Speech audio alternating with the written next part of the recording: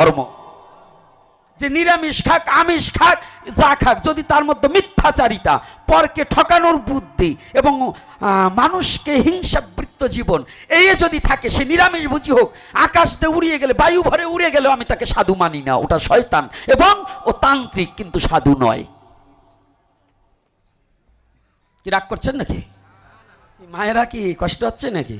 তা কি বাবার নাম ভুলে গেছেন মনে হয়? মাথায় কাপড় থাকে না কেন? ব্যাপার কি? হ্যাঁ কি? আমি কিন্তু জাগায় যাবানে। আর এটা দোষ তো আপনা গোনারে মা, আপনারা আমার মা খুব ভালো মা।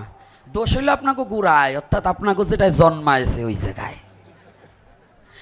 ওই বুড়িটারে যদি পেতাম না, আপনারা যদি আমার মা হন, আপনার মা আমার কি হয়?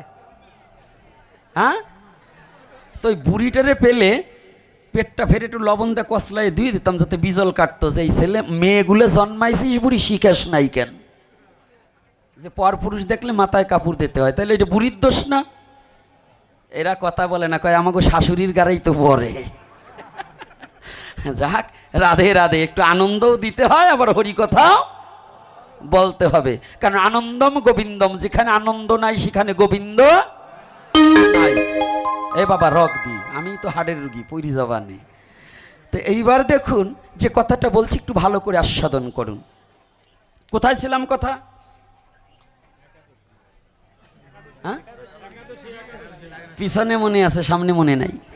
তাহলে কথা শোনেন না, খালি রসিকতাটা শুনবেন না, কোন জায়গায় রেখে যাই ওইটা ধরবেন। তাহলে কি আমাকে বলছে, বাবা আমাদের বৈষ্ণবদের নাকি একাদশী নাই। যদি কেউ বলে বৈষ্ণব হয়ে যে আমার একাদশী নাই, ও কোনোদিনও বৈষ্ণব নয়। পুরাণ থেকে নির্মাণ করেছে, পুরাণে স্পষ্টভাবে বর্ণনা দিয়েছে সৌর, শৈব, শাক্ত, গাণপত্য, বৈষ্ণব, এই পঞ্চবিধ মত, এই পঞ্চ প্রকারের মতের মধ্যে যাহারা যে অবস্থায়, যখন যে অবস্থায় আছে, প্রত্যেকেরই 8 থেকে 80 বছর বয়স পর্যন্ত একাদশী বাধ্যতামূলক পালন করিতে হইবে। কত থেকে? যদি বলে মতুয়াদের নেই, তাহলে মতুয়ারা জীবনে লীলামৃত, যে মতুয়া বলছে ওই মতুয়া জীবনে লীলামৃত পড়ে নাই। কারণ লীলামৃতের মধ্যে বৈষ্ণব দাস যেদিন দেহ রাখে, সেদিন হরিচাঁদের ঘরে কি একাদশী ছিল না? বিশ্ব চরাচরে ছিল কি না বাবা? তাহলে লীলামৃতেতেও একাদশীর কথা উল্লেখিত আছে, যমকলির প্রভাব আছে, আছে কি না? লীলামৃতে লেখা আছে কি না? না মতুয়া নাই, কেউ আসে নাই? তো মতুয়া কি সনাতনী নয়? মতুয়া কি আলাদা ধর্ম নাকি? হ্যাঁ, মতুয়া আলাদা ধর্ম নাকি? মতুয়া আমার সনাতনী। যারা বলে মতুয়া আলাদা ধর্ম জানে না, ওর বাবার নামও বলে মাঝে মাঝে উল্টাই পাল্টাইয়া।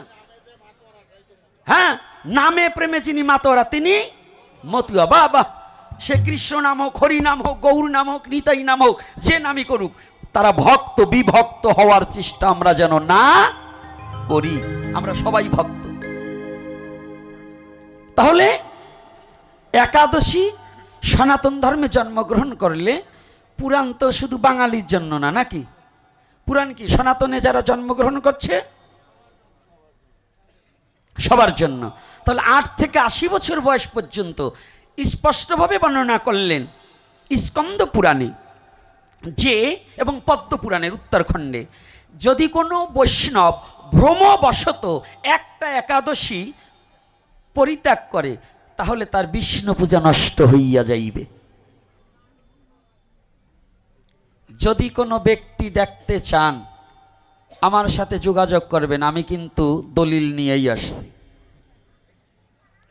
যদি না দেখাতে পারি, আমার জিহ্বা কেটে দেবেন, আমি লিখিত দেব।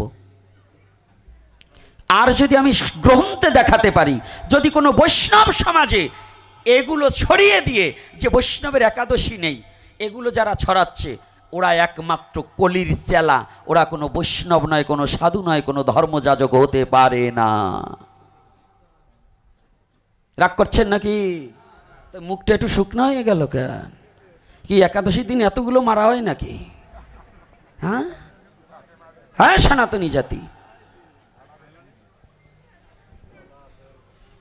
সনাতনী জাতি নিজের পিতৃ পরিচয়কে আগে জানতে বুঝতে হবে। আমি যেখানে কথাটা বলেছি, যেখানে ভক্ত ভগবান পরাভূত ভক্ত সেখানে সক্ষম হয়, সেই ভক্ত তৈরি হতে হবে, বিভক্ত নয়। কথাটা বোঝা যাচ্ছে? আমার কথাটা কি বোঝা যাচ্ছে? হ্যাঁ, অন্যায় কিছু বলিনি তো?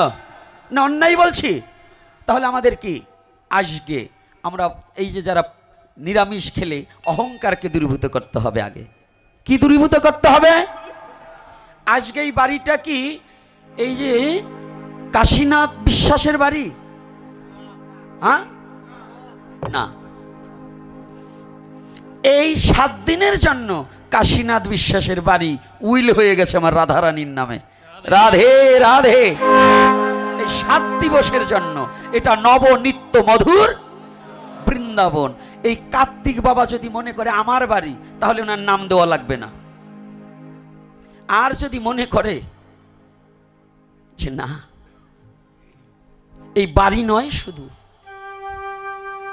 আমার পিতামাতার মাধ্যম দিয়েছে, গোবিন্দ আমার দেহটা দিয়েছে, এই দেহখানেও এই 7টা দিনের জন্য সাধুগুরু বৈষ্ণবের চরণে যেন এই দেহখানা দান করে দিয়ে আমি যেন এই সাধুগুরু বৈষ্ণবের সেবায় নিযুক্ত হতে পারি, তবে এই বাড়ির কীর্তন সার্থক হবে।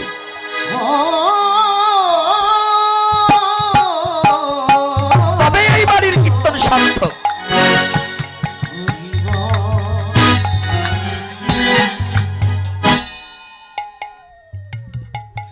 কে ভগবানের বাক্যকে রোধ করে দিলেন, নষ্ট করে দিলেন ভগবানের বাক্য। কেমন ভক্ত!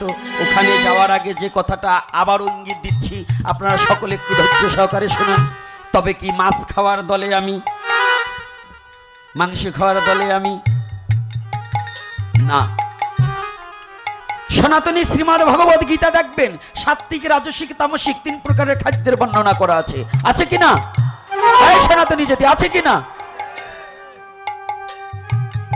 যদি থাকে, মানুষের জন্য সাত্ত্বিক খাবার প্রশস্ত, আর অসুরের জন্য রাজসিক আর তামসিক খাবার। কার জন্য? প্রকৃত মানুষের দৈবভাবে ভাবাপন্ন, যার দেব চরিত্র গঠন করতে হলে কোন খাবার? সাত্ত্বিক খাবার। আর আসরিক শক্তি ধারণ করার জন্য কোন খাবার? রাজসিক ও তামসিকে তমগুণের বৃদ্ধি পায় নাকি? অহংকার সৃষ্টি হয়। তাহলে এগুলো কিন্তু বুঝে নিতে হবে। আমি কিন্তু এটা বলি নাই, আবার বলবো না তাও বলি নাই। তাহলে ক্রমান্বয়ে আমাদের এখানে শ্রীমদ্ ভগবদ গীতায় স্পষ্ট খাদ্যের গুণগত মান বর্ণনা করেছে কিনা? তাই বৈষ্ণবরা কি শ্রীমদ্ ভগবদ গীতা পড়ে না? পড়ে না? চৈতন্য চরিতামৃতে কি গীতার শ্লোক নেই? একখানাই গ্রন্থ, ভাগবতে পুরাণের শ্লোক এসেছে, আসেনি? পণ্ডিত মশাই আসছে কিনা?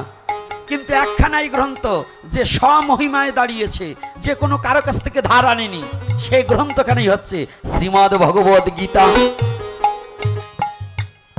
গীতায় কি অন্য জায়গায় ধার আনা আছে? চৈতন্য চরিতামৃতে ভাগবতের শ্লোক আছে, গীতার শ্লোক আছে, পুরাণের শ্লোক আছে। আছে কিনা? আমার মরু বাবা তো আবার শাস্ত্র দেখে, কি আছে না? তো চৈতন্য চরিতামৃত, আমরা যে শুধু চৈতন্য চরিতামৃতের উপরে বড়াই করি, যে বৈষ্ণবরা চৈতন্য চরিতামৃত খানকেও অনেক বৈষ্ণব মানে না। আর কি বলবো, আপনারাও তো এই যে আমাদের পাবলিক সিটি না, কপালে একটু তিলক দেখলে আর যদি রঙিন করা কাপড় দেখে, একেবারে হরিবোল হয়ে যায়। পাত্র বুঝে দান করিস তুই, স্বার্থ রাখিস শূন্য, ওই দানেই তোর হতে পারে যৎকিঞ্চিত পুণ্য। দান উঠলে বৈষ্ণবের অভাব হয় না, গুরু গুসাইকে অভাব হয় না। দান উঠলে আপনাদের দেশে গুসাইদের ঠেলার বাড়িতে পাবলিক পালানের কায়দা, তাই না? এই দান উঠলে আসে না? এখনে পান সেই গুসাইদের। এই যে দেশের যে দুরবস্থা, বাংলাদেশের যে এখন যে দুরবস্থা, নিয়ে ধান যে 100 মন 50 মন 150 মন রাখছে গুলা বাইধে কালেকশন করে, তো এখন যে সনাতন জাতির যে দুরবস্থা, এখন সেই ধান কালেকশন করা বৈষ্ণবগুলো কই? হ্যাঁ, সেই গুসাইগুলো কই? আপনারা এবার চিনে রাখছেন তো? আগামীবার ধান উঠলে মনে থাকবে তো যে গুরুদেব কানে ফু দিয়েছে, মাসে মাসে সাদা চাই এনেছে, এই সনাতনী জাতির দুর্দিনে যারা এখন এগিয়ে আসছে না, যারা এখনো গা ঢাকা দিয়ে আসছে যে আমার বাবারে মারছে, আমারে তো কিছু বলে নাই, এই অবস্থায় যেগুলো আছে, এই শয়তানগুলোকে আগামীতে 3 মণ করে দান দেবেন, পারবেন না? কি এই যুব সমাজ, ভালো করে এই বুড়োগুলোরে বলছি না, এগুলোই পারবে না, এগুলো সমাজ নষ্ট করার মূল। তোমাকেও বলছি, ওই দান কালেকশন করবার আসলে কুন্ডায় কুন্ডায় এই সনাতনী জাতির স্বার্থে পথে না নামছে, দান নিয়ে যাওয়ার সময় কাইরিয়ে রাখিয়ে দেবা, তারপরে মহোৎসব করিয়ে দেবা। পারবা তো? এই পারবে না? খাবা আমার, পরবা আবার আমার, আর আমার কথা বলবা না, এটা তো হবে না। সনাতনের খাবা, সনাতনের পরবা, আর সনাতনের বিপদের সময় কাঁথা মুড়ি দিয়ে ঘুমাবা, এইটা কোনো সাধুর লক্ষণ। কি কষ্ট হচ্ছে নাকি? এইটা হলো আমার অ্যাডভার্টাইজ, এটা একটু দেবই, মাঝে মাঝে 2 সেন্টে না দিয়ে ছাড়বো না।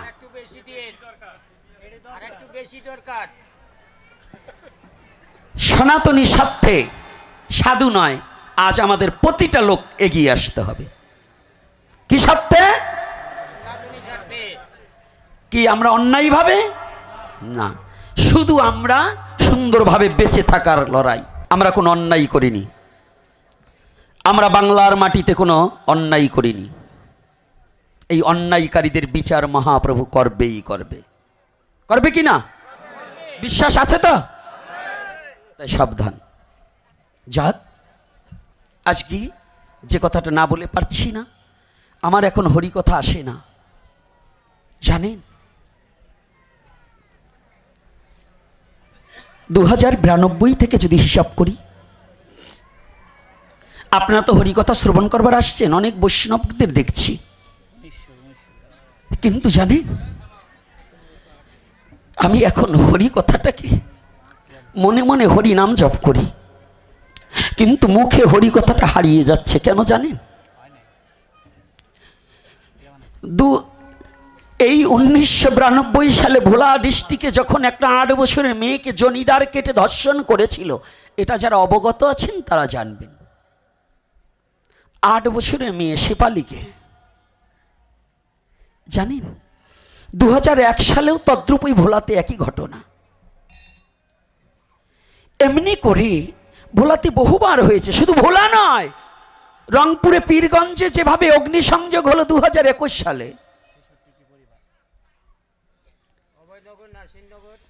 অভয়নগরে ইচ্ছাকৃত পুড়িয়ে দিলেন, নাছিরনগরে হলেন, নানুয়া দিঘির পারে হলেন, আপনার এই যে কুমিল্লা,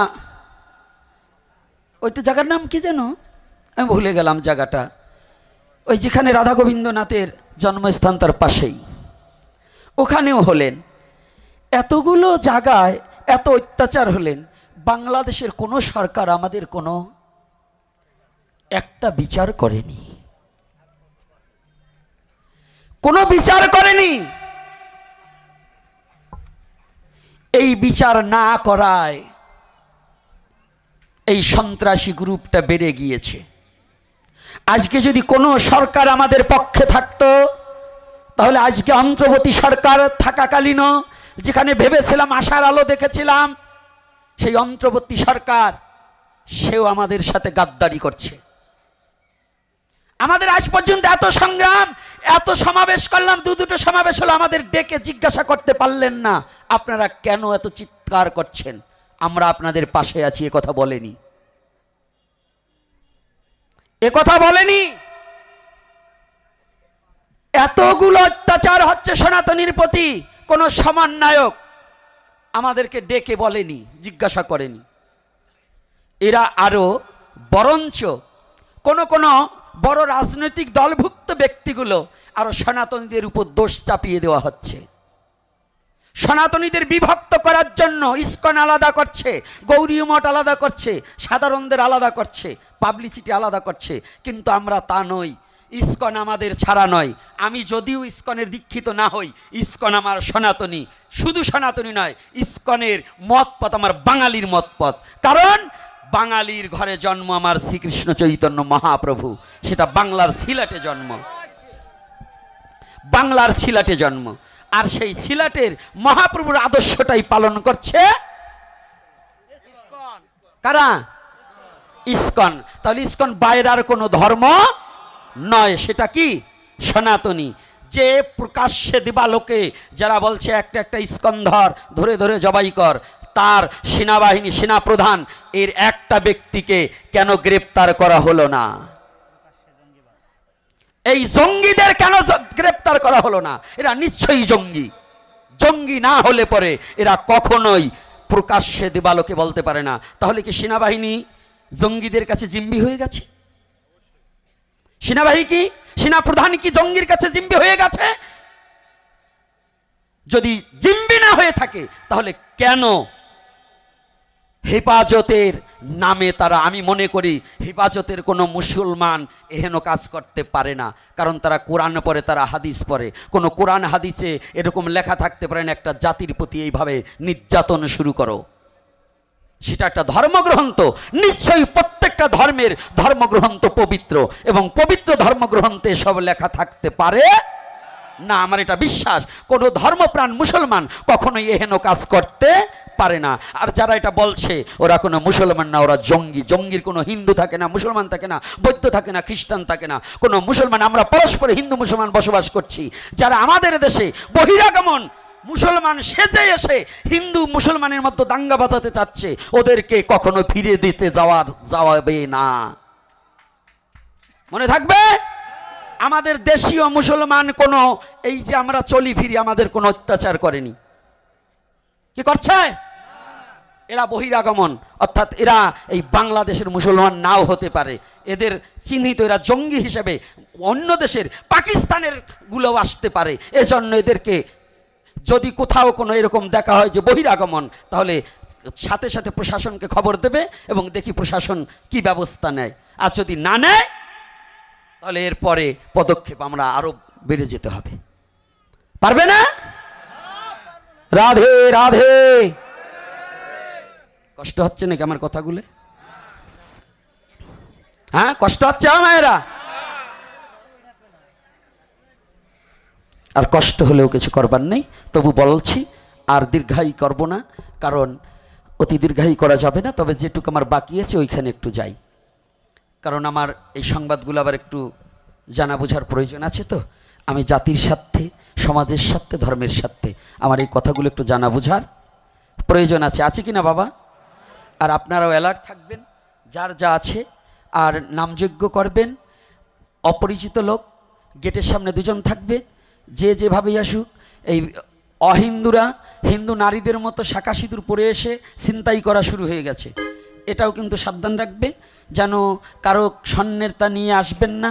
আর কারো কাছে স্বর্ণের অলংকার থাকলে পরে অপরিচিত কোনো মেয়েদের সাথে মেশবেন না। বিশেষ করে আমাদের মায়েরা বেশিরভাগ হচ্ছে আত্মীয় পাতানো লোক, তো গ্রাম্য মেয়েরা এই আত্মীয় টাত্মীয় পাতাবেন না। এটা পরে বলছি, আগে আমাদেরটা বলে নেই। এই দোষ 1 পাত 3 পাত 7 পাত দেখবানে পরে।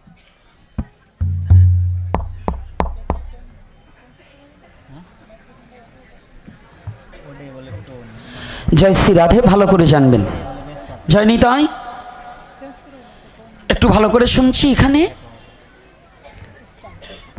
ভীষ্ম কি ভগবানের বিপক্ষে না সপক্ষে?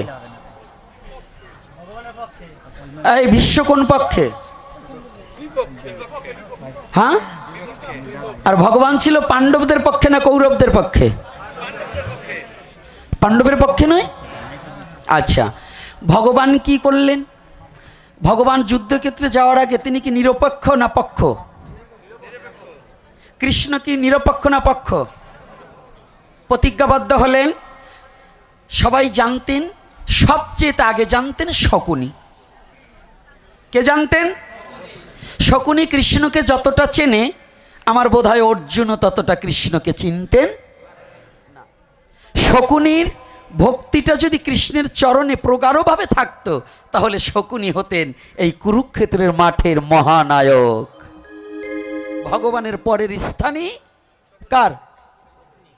কিন্তু শকুনি সৎ কাজে ব্যবহার করেনি বুদ্ধিটি। তাহলে এইবার ভালো করে জানুন, ভগবান প্রতিজ্ঞাবদ্ধ হলেন, আমি কুরুক্ষেত্রের যুদ্ধে কখনো অস্ত্র ধারণ করব না। ভগবান কি যুদ্ধ অস্ত্র ধরেছে? হ্যাঁ, মহাভারত একজনও পড়েন নাই। যে কয়টা না বলছেন না, এর একজনও মহাভারত পড়েন নাই। যদি বলেন কেন? ধরেছিল, ভগবান ধরেছিল। আস্তে, কখন ধরেছিল একটু বলি? রাধে রাধে রাধে, যাবো ওখানে একটু? সবাই জানি আমরা ভগবান নিরস্ত্র না। বিশ্বকে সবাই জানে ভগবানের বিপক্ষে, কিন্তু জানেন এই কুরুক্ষেত্রে একটা মূল তত্ত্ব কি? কুরুক্ষেত্রে বিপক্ষে যারা মারা গিয়েছে তারা সকলেই বৈকুণ্ঠ প্রাপ্তি হয়েছে। কৌরব পক্ষে যারা মারা গিয়েছে তারা সকলেই কোথায়? বৈকুণ্ঠে গিয়েছে। কেন? তারা তো পাপিষ্ঠ, তাহলে বৈকুণ্ঠে যাবে কেন? অর্থাৎ আমার সামনে যারা, তারা আমাকে দেখবে, তাই না? কিন্তু আমার পিছনে যারা, তারা কি আমার বদন দেখবে? কি দেখতে পাবে? তো কৌরবরা ছিল ভগবানের সামনে না পিছনে? তাই যখন অর্জুনের ধনুর বাণে যখন কৌরব পক্ষের সেনারা হত হতেন, সকলেই অর্জুনের রথের সারথি আমার ভগবান কৃষ্ণের চরণ এবং বদন দর্শন করিতে করিতে প্রাণ পাখি চলে যেত। অন্তিম সময় যে আমার ভগবানকে দর্শন করবে, তার অন্তিম গতি হইবে জানিবে নিশ্চয়। আজকে বিশ্বভীষণ প্রতিজ্ঞা করলেন, আজকে অর্জুনকে ধরাশায়ী করবই করব। কিন্তু অন্তরে বলছে, কৃষ্ণ, জগতে কেউ না জানুক, আমি জানি তুমি কে।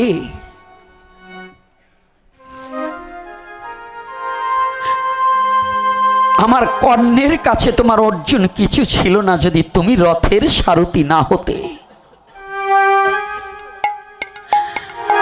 আমি জানি তুমি শুধু অর্জুনের কাঠের রথের সারথি নয়, তুমি অর্জুনের দেহ রথের সারথিও তুমি কৃষ্ণ দয়াময়। তুমি বলেছ এই কুরুক্ষেত্রের রণাঙ্গনে তুমি কোনো অস্ত্র ধারণ করবে না। আমি ভীষ্ম প্রতিজ্ঞা করে বলছি, আজ হয়তো তোমার অর্জুনকে ধরাশায়ী করব, না হয় তুমি ভগবান, তোমাকে আমি অস্ত্র ধরিয়ে ছাড়ব।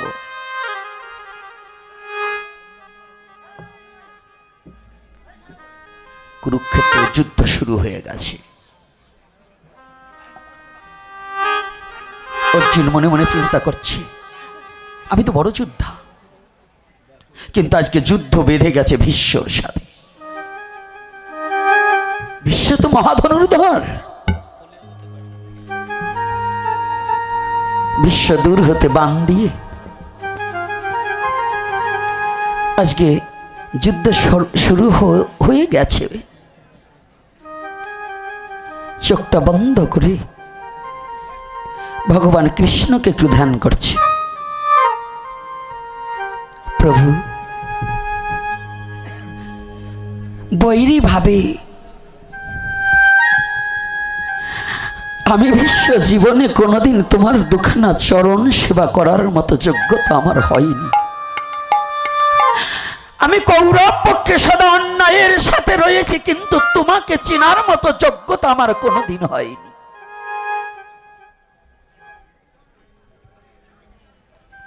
তোমাকে তোমাকে চেনার যোগ্যতা আমার হয়নি।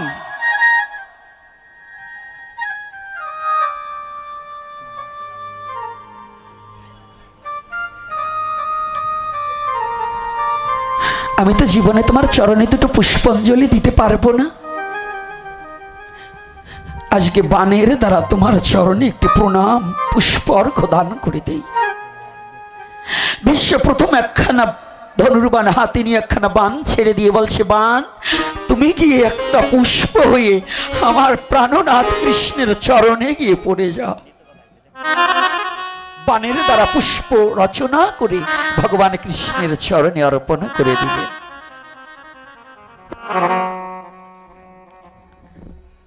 আর একটা বান দ্বারা একটা মালা রচনা করলেন।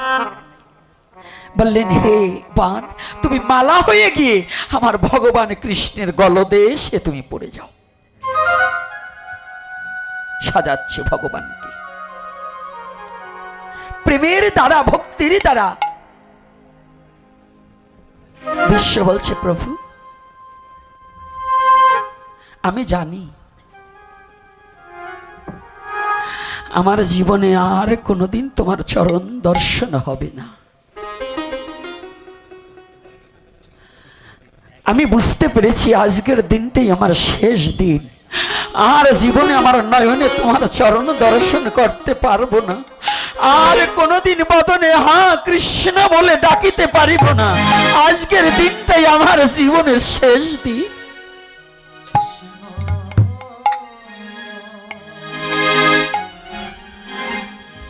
জানো প্রভু,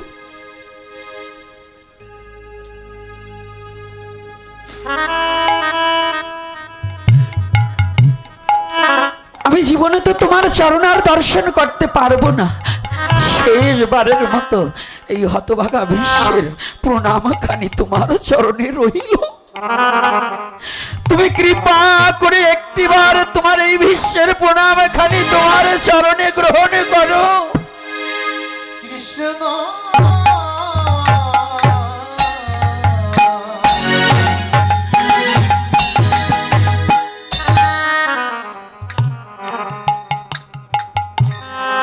তুমি গ্রহণ করো।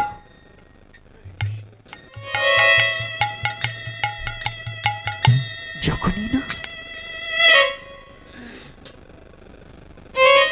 হেন কথা বলেছি, অন্তরের কথা জগতে কেউ না জানলেও কৃষ্ণ তো জানে। প্রতিটা জীবের অন্তরের অন্তরস্থলের কথা কেউ না জানলেও ভগবান সমস্ত জীবের অন্তরের কথা জানিতে পারে, বুঝিতে পারে, দেখিতে পারে গো।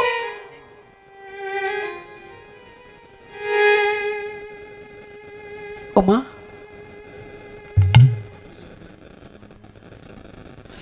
কৃষ্ণকে সুন্দর করে সাজিয়ে প্রণাম করে আজ বলছে, কৃষ্ণ হে, আজ তো আমার শেষের দিনে ঘনিয়ে এসেছে। আমার একটা প্রার্থনা তোমার কাছে আছে। আমি তো জীবনে কোনোদিনই তোমাকে ডাকতে পারিনি, জীবনে কোনোদিন তোমাকে ভালোবাসতে পারিনি।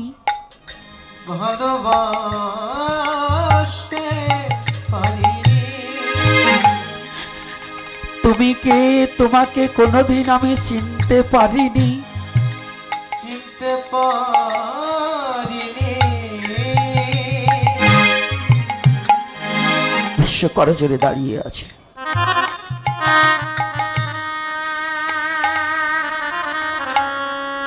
চিরজন্মের মতো ভগবান কৃষ্ণকে দেখে আমি ভুলে গেলে হবে না। আমি এখন যুদ্ধক্ষেত্রে আমি যোদ্ধা, আমার এখন ভুলে গেলে হবে না।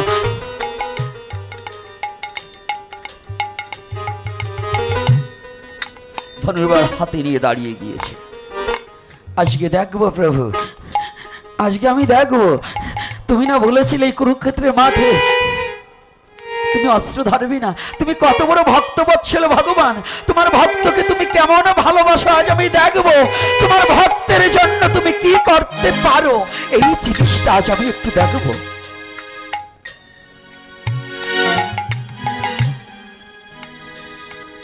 ভীষ্ম ধনুক থেকে বাণ ছেড়ে দিয়েছে, অর্জুনে কানের কাজ দিয়ে যাচ্ছে, নাকের কাজ দিয়ে যাচ্ছে, কিন্তু একটা মারছে না। বিশ্ব জানে এই যুদ্ধে আমার পরাজয়, আমি নির্ঘাত, আমার মৃত্যু।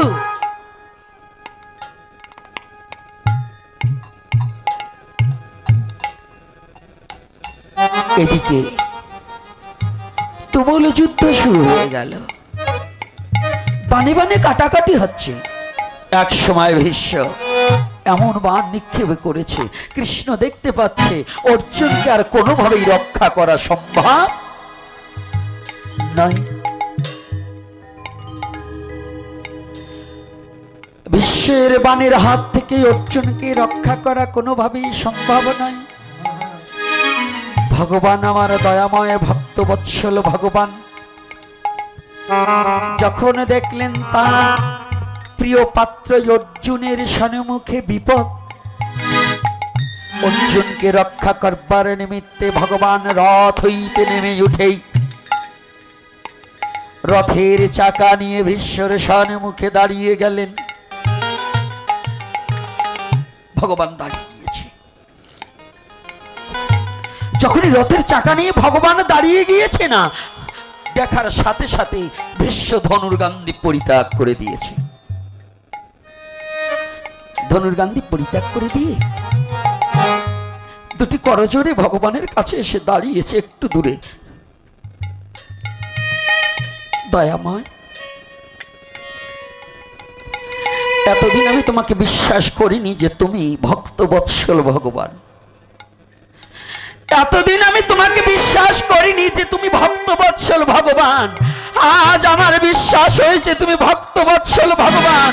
এখন আমি মরেও শান্তি পাবো। তুমি তোমার ভক্তের জন্য সমস্ত কিছু করতে পারো।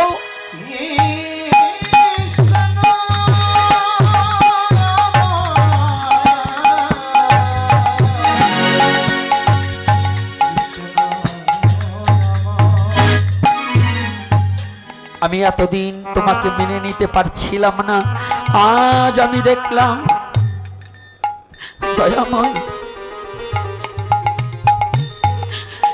যদি প্রাণ খুলে তোমার কেউ হয় তার জন্য তুমি সবই পারো।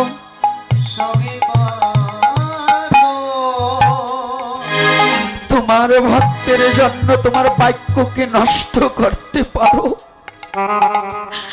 তোমার ভক্তের জন্য তোমার হৃদয়খানা পেতে দিতে পারো। আজ তুমি ভক্তবৎসল ভগবান, আমার প্রণামখানা গ্রহণ করো। আর কি করবে জানো?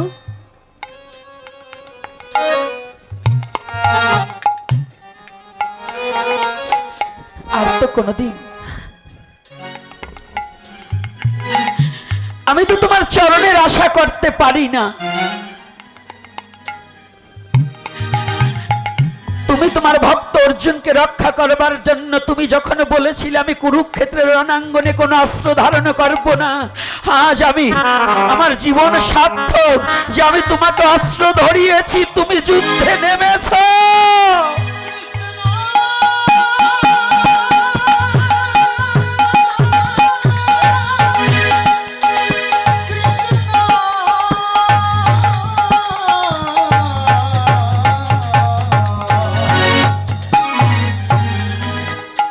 আজ আমার জীবন সার্থক।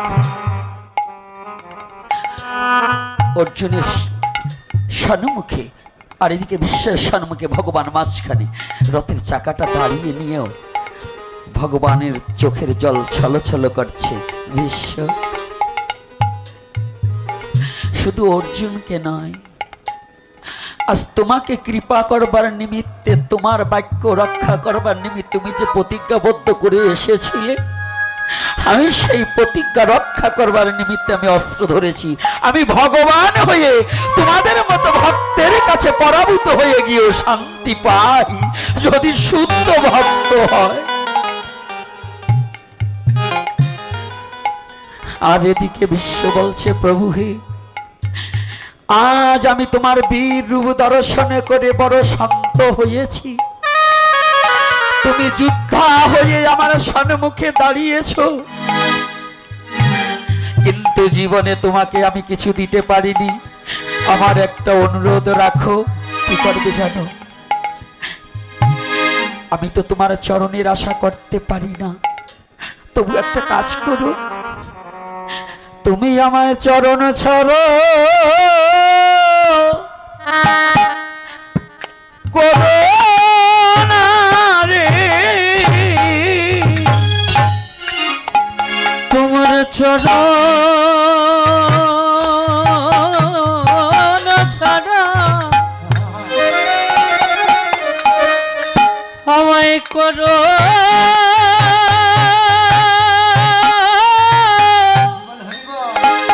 করো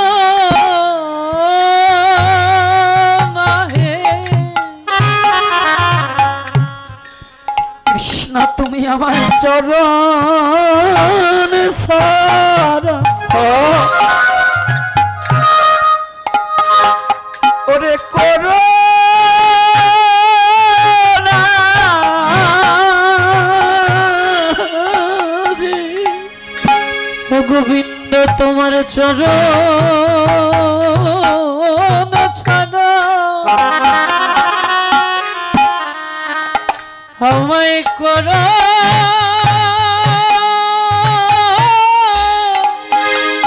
করো না হে। ওরে তোমায় ভালোবাসতে পারিনি,